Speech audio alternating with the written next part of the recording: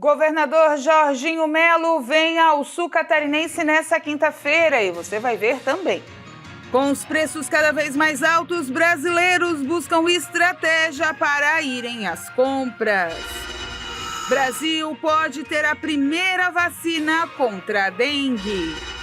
E hoje vamos falar da segunda etapa do estacionamento rotativo de Criciúma. Essas e outras notícias você acompanha a partir de agora aqui no Informe Região.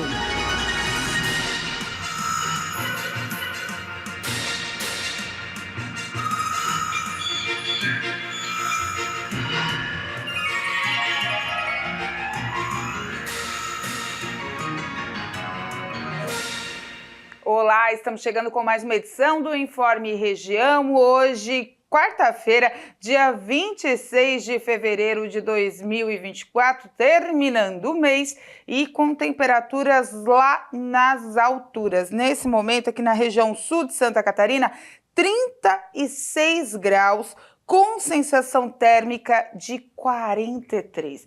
Muito quente, gente, muita gente passando mal, com insolação, tem as viroses também, mas não pode confundir, uma coisa é virose, outra coisa é quando você tá com insolação, os sintomas são parecidos, mas a insolação tende a passar mais rápido, mas tem que cuidar principalmente das crianças. O número de crianças que estão chegando nos hospitais com insolação tem aumentado demais nos últimos dias. E a prevenção melhor é a hidratação, evitar horário de pico do sol, porque já está quente. Imagina das 10 da manhã às 4 da tarde na praia. Pode até estar fresquinho, mas o calor, o sol tá a pino, gente, tem que tomar cuidado. Final de semana tá aí, vai vir feriadão, quem vai fazer o seu feriado, as temperaturas devem continuar altas, mas tem que tomar cuidado principalmente com as crianças. As queimaduras solares também estão chamando a atenção da área hospitalar, muitas crianças chegando com a pele já com bolhas formadas, queimaduras de primeiro, de segundo grau, devido à alta temperatura. Então, mesmo que você não for à praia, à piscina, mas vai levar a sua criança ao médico, vai pegar um sol, vai pegar um ônibus, passa protetor solar, não deixa de passar protetor. A pele da criança é muito sensível e levar a garrafinha de água para sempre estar hidratando, que mesmo no ônibus, com o ar-condicionado, quando funciona, né, a gente sabe, mas o calor é constante, muita gente trocando de ambiente ali, tem que tomar água, tem que hidratar, né? Então, cuidado, protetor solar, água, chapéu, tudo isso, roupa térmica também ajuda bastante. E olha só, o Ministério do Trabalho e Emprego informou na noite de ontem que a medida provisória para liberar o saque do Fundo de Garantia por tempo de serviço aos demitidos sem justa causa que tinham optado pelo saque aniversário será publicada até sexta-feira. Segundo a nota do Ministério, terão acesso aos recursos trabalhadores e trabalhadoras que foram demitidos entre janeiro de 2020 até a data da publicação da MP, que para terem direito, né, a tirarem o fundo de garantia por terem aderido ao saque aniversário lá atrás e estavam impedidos de acessar esse recurso. Então, tudo isso vai ser de 2020 até o momento da rescisão contratual. A medida provisória deve liberar o saldo retido no FGTS para trabalhadores que aderiram ao saque aniversário. A intenção é corrigir uma falha de uma política criada em 2019, sem a devida explicação ao poupador. Na época de um momento difícil para o trabalhador, muitos aderiram à facilidade de sacar quantia no mês do aniversário. Logo depois veio a pandemia, com muitas demissões, e muitos não puderam sacar o fundo de garantia porque optaram pelo saque aniversário. Vários trabalhadores precisaram fazer empréstimos com juros altos para poder sobreviver, enquanto seu dinheiro de direito estava restrito. A nova MP vem para corrigir uma falha de comunicação e uma injustiça contra o trabalhador. O FGTS é dinheiro do trabalhador, uma poupança compulsória. Ele não tem acesso imediato. O valor depositado é usado como financiamento para a indústria da construção. E o setor já demonstrou insatisfação com as mudanças. Mas o dinheiro pertence ao trabalhador e ele deve ter prioridade de acesso ao próprio recurso. O impedimento de acesso ao saldo total em caso de demissão é uma injustiça que agora deve ser corrigida. A estimativa é que a medida seja aprovada rapidamente, garantindo ao trabalhador o direito de sacar o saldo remanescente mesmo tendo aderido ao saque aniversário. Gente, calma, a medida provisória vai ser regulamentada só na sexta-feira. Eu, particularmente, hoje já recebi 3 links falsos dizendo que eu já tinha direito a tirar o fundo de garantia. Então, nem direito eu tenho. Então, assim, cuidado, porque o golpe já está solta. Então, presta atenção, não clique em nada se tiver dúvida, espera tudo estar regularizado, espera as notas oficiais, confie na imprensa de verdade, aí sim você vai lá na caixa, vai lá tirar o seu dinheiro, se você tem direito, estiver dentro desse enquadro, né, das pessoas que vão poder tirar o fundo de garantia que está lá parado, porque foram demitidos por justa causa e não conseguiram porque estavam na adesão do saque aniversário. Tenham calma, a gente sabe que o pessoal está apertado, um dinheirinho a mais sempre ajuda, mas agora é momento de calma, cuidado com os golpes.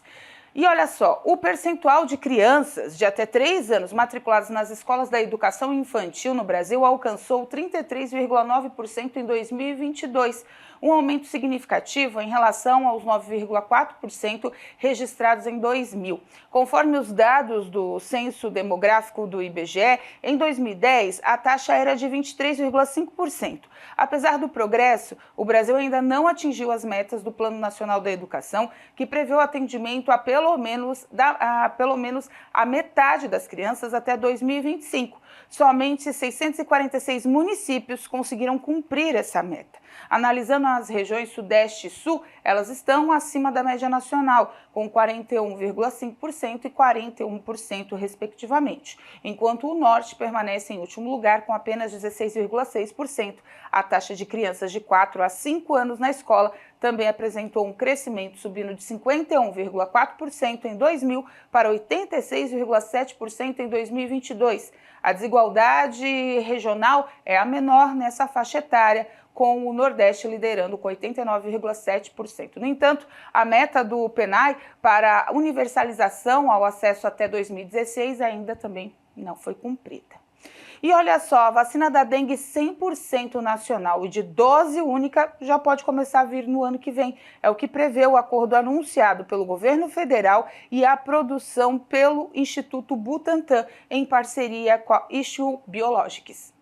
O imunizante será destinado para todas as faixas etárias. Segundo o governo, a disponibilização de 60 milhões de doses anuais vai começar em 2026 no SUS. Junto com o Programa Nacional de Imunizações, toda a produção será feita no Brasil, com investimento total de 1,6 bilhões de reais e financiamento de 100 milhões de reais pelo BNDES. O governo também afirma que a eficácia é de 79,6% em casos de dengue sintomática e 89% em casos graves. A vacina brasileira é tetravalente, ou seja, ela atua contra 4 tipos de variações da dengue. Atualmente, a vacinação pelo SUS é realizada para crianças e adolescentes de 10 a 14 anos. A vacinação é um dos pontos de crítica que a gestão da ministra da Saúde, Nízia Trindade, tem sofrido.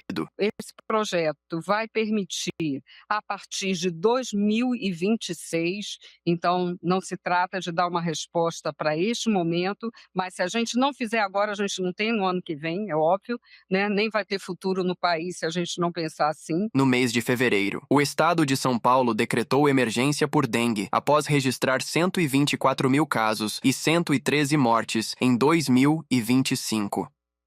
Se não é só ano que vem, então agora a gente tem que cuidar para a dengue não se alastrar. A seguir, cada vez mais as crianças estão apresentando problemas de visão.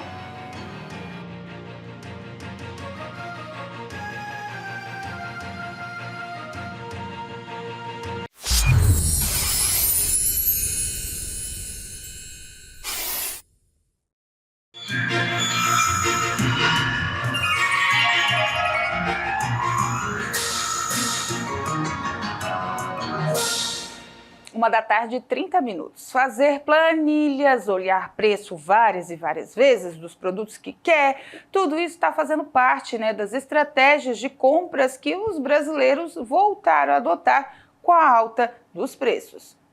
Para sobreviver ao atual surto inflacionário que afetou os preços dos produtos nos supermercados, brasileiros têm recorrido a estratégias que eram utilizadas muitas vezes durante a época da hiperinflação. No período em questão, os consumidores controlavam os gastos optando por fazer compras em atacarejos, buscando promoções e produtos em quantidade, escolhendo marcas mais baratas e dando preferência para embalagens menores. Hoje, para fugir da alta dos preços, muitos consumidores estão optando por adotar todas essas técnicas ao mesmo tempo. De acordo com uma pesquisa realizada pela New Grid, o número de itens alimentícios adquiridos em atacarejo subiu. Atualmente, a cada 100 notas fiscais emitidas, 80 possuem algum alimento. Pelo lado das indústrias, foi observado um movimento por parte de algumas empresas para redimensionamento do tamanho das embalagens. A mudança tem o objetivo de reduzir o impacto do repasse da alta de custos para os preços e garantir a venda por conta do desembolso menor. Essas são apenas algumas estratégias que consumidores, fabricantes e vendedores estão tendo que adotar para superar a dificuldade neste período tão difícil para a economia brasileira. E olha só, gente, o governador Jorginho Mello estará em Criciúma nesta quinta-feira, a partir das 9 da manhã, para a apresentação da segunda edição do programa Santa Catarina Levada a Sério Mais Perto de Você. Prestando contas na região, ele vai estar na Associação dos Municípios da Região Carbonífera, ANREC, e o evento na ASIC vai reunir lideranças e gestores dos 12 municípios que vão compor a associação para apresentar investimentos, ações, resultados do governo do estado na região sul. Após o evento, na parte da tarde, melhor dizendo, lá na sede da ANREC, o governador vai receber individualmente os prefeitos da região para conversar sobre cada município. Então, amanhã de agitado nos bastidores da política aqui na região sul com a vinda do governador Jorginho Mello. E mudando de assunto, as mulheres já são a maioria no mercado de trabalho, isso daí a gente já sabe, mas o acúmulo e os cuidados com as tarefas domésticas e também com a família estão dificultando o desenvolvimento delas no mercado de trabalho.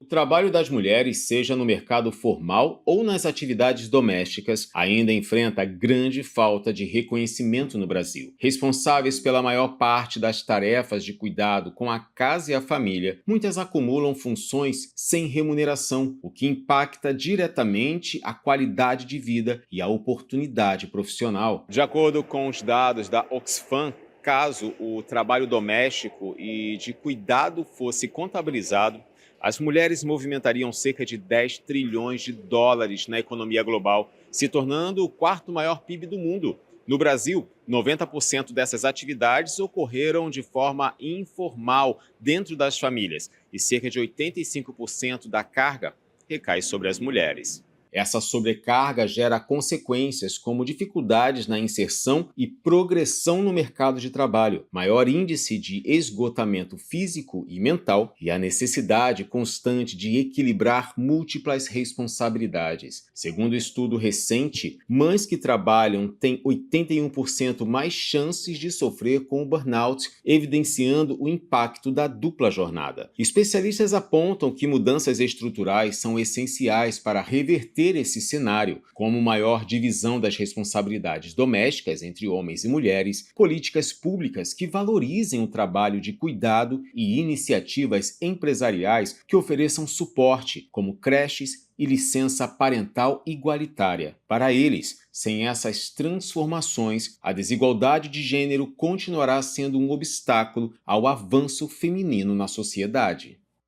E olha só, gente, um alerta super importante, já que a gente está falando de mãe, então mãe, pai, cuidadores aí.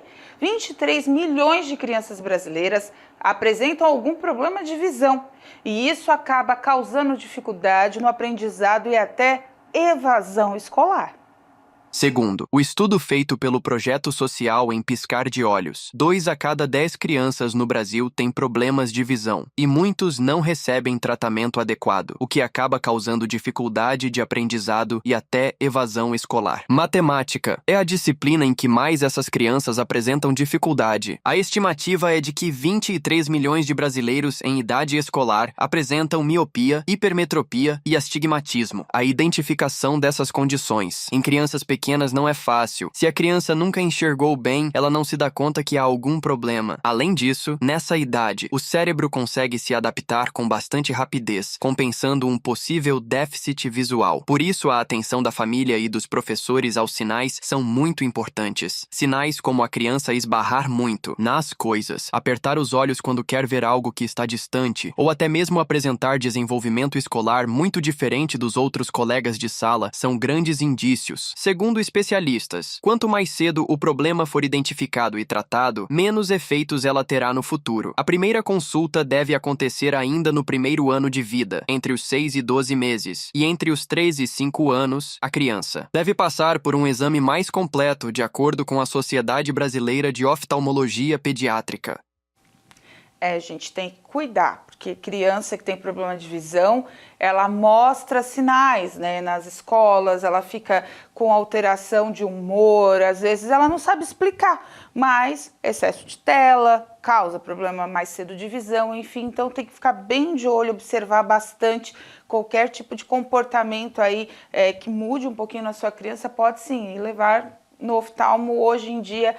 É necessário, até porque eles vivem grudados no celular, na televisão e, como disse a reportagem, está causando esses problemas muito mais cedo.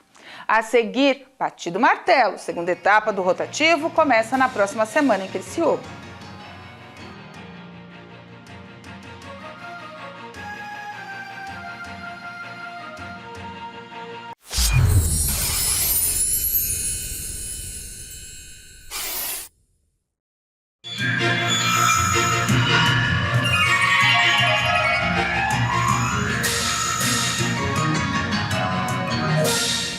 Uma da tarde, 40 minutos. Gente, foi escolhido o logo que vai representar a identidade visual das comemorações do centenário de Criciúma.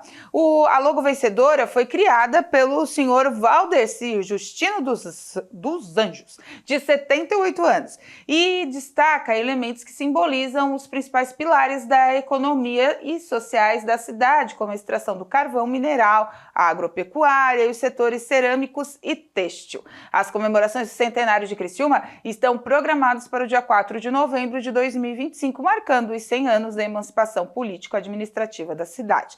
A gente não vai mostrar logo porque, claro, é uma surpresa, eles vão mostrar depois, né? Só informar pra gente que ela já foi escolhida porque estava acontecendo um concurso, então tá escolhida. Lembrando, né? O pessoal confunde bastante. 6 de janeiro é o aniversário da colonização de Criciúma. Não é data de fundação, data nada. É a colonização. É quando os imigrantes chegaram e começaram a investir na terra, fazer a terra que hoje a gente é tão próspera e a gente gosta tanto. Só que a data de emancipação política administrativa lá de Araranguá e que virou Criciúma uma cidade definitivamente, aí sim, é 4 de novembro que vai ser comemorado o centenário. 4 de novembro não é feriado. 6 de janeiro é feriado, por isso tem essa confusão de datas. Uma das poucas cidades, eu sinceramente acho que é a única cidade do Brasil que não comemora a sua data de fundação, e sim de colonização, mas, né, fica aí para os historiadores. E olha só, vem aí definitivamente a segunda fase do estacionamento rotativo do município de Criciúma. Mesmo algumas áreas sendo mais residenciais que comerciais, no contrato está lá a previsão da instalação e da cobrança, que já tem placa e vai começar efetivamente dia 10 de março. Bom, para os moradores de Criciúma, a partir do próximo dia 3, na segunda-feira, as áreas que envolvem em torno do centro da cidade vão receber novas vagas de estacionamento rotativo. Isso mesmo, aquela briga que deu o ano passado de alguns bairros que acabaram tendo as placas retiradas, vai voltar e dessa vez é definitivo. Sobre isso eu vou falar com o gerente da Diretoria de Trânsito e Transporte aqui do município de Criciúma, o diretor, melhor dizendo, o Frank Beis Fontana. Frank, vocês fizeram o ano passado uma tentativa de colocar o estacionamento rotativo nas áreas já determinadas em contrato, acabaram tirando, mas agora dessa vez é definitivo, não volta mais atrás. Isso é definitivo. Nós temos, como tu falou, nós temos um contrato. Em 2021 houve uma licitação aqui na cidade de Criciúma e nessa licitação, a empresa vencedora, a gente disponibilizou na época, né, para a empresa vencedora um número de ruas de vagas, né, sendo a primeira etapa, a segunda etapa e a terceira etapa. Chegou o momento da instalação da segunda etapa, né, e vai atingir algumas regiões da área central, vai ser ampliação na área central e também vai atingir alguns bairros ao entorno do centro, como o bairro Pio Correio e o bairro Comerciário também. A gente sabe que tem muita gente reclamando, porque são áreas centrais, mas residenciais. Mas, mesmo assim, as pessoas estão fugindo das áreas do centro, indo para essas áreas, e não está sobrando vaga nem para quem mora e nem para quem quer vir para o centro, né? Está realmente confusa essa situação, né, Frank? Perfeito, exatamente. Quando a gente implantou na primeira etapa no centro, a gente costuma dizer que a área de fuga, a gente usa esse termo aqui, justamente foi para as ruas adjacentes, né? E acabou a mobilidade nesses lugares, né? Então, para a gente arrumar, trazer a mobilidade, trazer a rotatividade, na época, quando foi feita a licitação, justamente já foi feito esse estudo, né? Justamente que a gente teria necessidade para cercar isso e acabar com esse problema que está tendo hoje. Embora tenha alguns poucos comércios nesses locais, esses comércios estão sofrendo porque não estão tendo vaga. Inclusive os moradores mesmo não conseguem estacionar próximo à sua residência, porque isso é umas áreas de fuga. Então, para acabar isso, trazer a mobilidade, o rotativo serve para isso. E começa dia 3, mas dia 3 é uma introdução, ainda vai ter uma fase de adaptação? Quanto tempo ela vai durar? Isso, na primeira semana do dia 3 ali ao dia 7, mais ou menos, vai ser de adaptação. Então, neste momento, os agentes de trânsito não vão fazer a fiscalização no local, então não vai gerar multa para aquelas pessoas que porventura estacionam e esqueçam de pagar, mas será somente uma semana só de adaptação. Posteriormente isso começa como se fosse na primeira etapa também, aí sim a cobrança, também a fiscalização por parte dos agentes de trânsito. Segunda a sexta-feira, o horário normal, né, das 8 até as 7 da noite, até as 6, e no sábado também. No sábado das 8 ao meio-dia, né, de segunda a sexta das 8 às 18 horas e sábado das 8 ao meio-dia. Né, e feriados não funcionam, obviamente. Mas tanto a área verde quanto a área azul são esses dois horários, Frank? Isso, o mesmo horário. A diferença entre a área azul e a área verde é o tempo de permanência. O rotativo, o próprio nome já diz, é para ter uma rotatividade. Quando é a área azul, é de mais movimento. Então, só pode permanecer na vaga por máximo 2 horas. Na área verde, quando é um pouco menos movimentado, vamos dizer assim, aí você pode permanecer no máximo 5 horas. A diferença entre azul e verde é justamente o horário de permanência na vaga. Vocês estão fazendo a remarcação dessas vagas também, né? O pessoal tem que ficar atento, porque a vaga cabe um carro, né? Frank, não precisa ocupar 2, né? Exatamente, até porque se você ocupar 2 vagas, você está cometendo uma infração de trânsito. Então vai ser demarcado todas as vagas por tamanho do veículo e tem que obedecer realmente à sinalização, senão você está sujeito a um auto de infração. Então tá certo, obrigado pelas informações. Então, se você não tem o aplicativo, mora nesses locais, baixa o aplicativo, já fica mais fácil, deixa ali um dinheirinho guardado para quando precisar estacionar numa emergência, ter ali a sua mobilidade resguardada no seu bairro, mas agora vale mesmo, a partir do dia 3, o rotativo se expande no município de Criciúma, essa é só a segunda etapa, depois vem a terceira em outras áreas também. Voltamos ao estúdio. Então, gente, tá tendo reunião, o pessoal do Pio Correia, o pessoal do comerciário, que são as áreas que vão ser mais atingidas pela segunda parte do rotativo. Tá tudo demarcado, tá tudo cheio de placa, tá todo zoneadinho, bonitinho. Dia 3 está começando. As associações de bairros estão se movimentando para tentar não avançar, como aconteceu ano passado. Ano passado teve polêmica, teve vereador que se envolveu, aí era ano eleitoral, aí acabou que suspenderam o rotativo. Tiraram as placas, danificaram a calçada, e a calçada foi cara do pessoal, hein? Porque todo mundo teve que reformar a calçada no centro, enfim. Agora colocaram tudo de novo. Então, 2 trabalhos, né? Tirar e colocar. Mas enfim, dia 10 está aí, vai ser cobrado definitivamente, mas dia 3 já começa aí, como disse o Frank, as instruções, né, de pagamento, o pessoal se informando melhor. Vai ajudar alguma turma? Vai, porque realmente tem bairros que não tem condição nem de morador estacionar. No horário de pico, horário de trabalho, está de férias, então acabou-se. Agora, né, são áreas residenciais também, então o pessoal está brigando, vamos ver o que vai dar essa história aí do rotativo. Importante que dia 3 ele comece efetivamente. Antes de encerrar, o Tigre ontem, gente, ganhou Copa do Brasil, ó, CBF já fez o Pix pro Criciúma, 1,5 milhão na conta. 1-0, o gol do Morelli ontem no estádio ruim que dói lá em Campo Grande. Não pelo time, né, gente? Mas a condição do gramado era horrível. Tinha um monte de morro lá. Pela placa, tu olhava assim, tinha um monte de morro. Mas, enfim, Criciúma ganhou de 1-0, tá bom, colocou dinheirinho no bolso. Agora é pensar nas semifinais aí, nas quartas de finais do Campeonato Catarinense, que vai jogar no domingo contra o Joinville, e amanhã a gente fala mais sobre esse assunto. Importante, a torcida do Tigre hoje está feliz, avançamos à segunda fase da Copa do Brasil. Com essa informação a gente encerra o Informe Região dessa quarta-feira, lembrando para você que essas e outras notícias você acompanha seguindo as nossas redes sociais.